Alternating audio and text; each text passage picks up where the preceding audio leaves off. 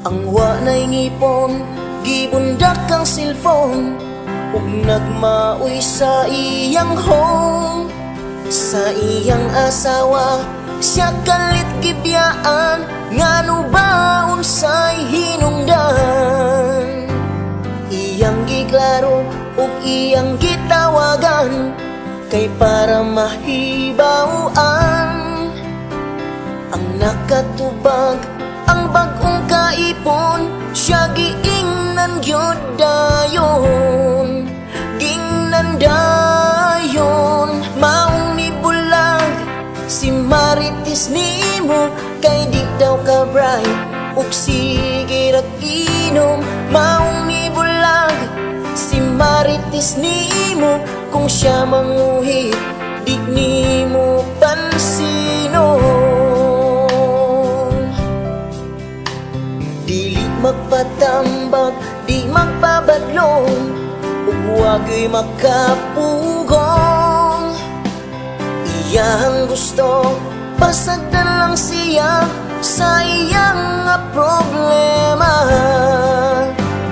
Iyang gibati, mura siyag nalipong, ang pananaw niya ni itong. Kay walay kaon, walay ligo-ligo, suka na'y ginainom, suka giinom. Maong ibulang si Marites nimo, kay di daw ka bright ug sige ra inom.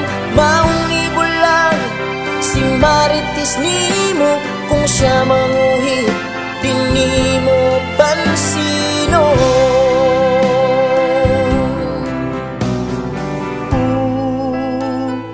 Nganong di mo patong, kung siya ko hiton. Nganong di mo patong, kung siya ko hiton.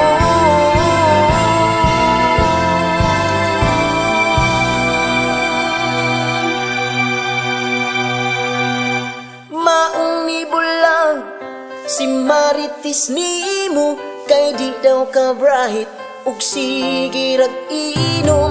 Maong ni bulang si Marites nimo, kay di daw ka bright ug sige ra inom. Maong ni bulang si Marites nimo, kung siya manguhit di nimo pansinon. Maong ni bulang si Marites nimo, kay di daw ka bright ug sige ra inom. Maong ibulang si Marites nimo, kung siya manguhit di nimo pansinon.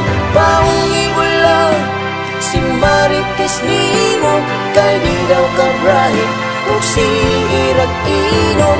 Maong ibulang si Marites nimo, kung siya manguhit di nimo pansinon.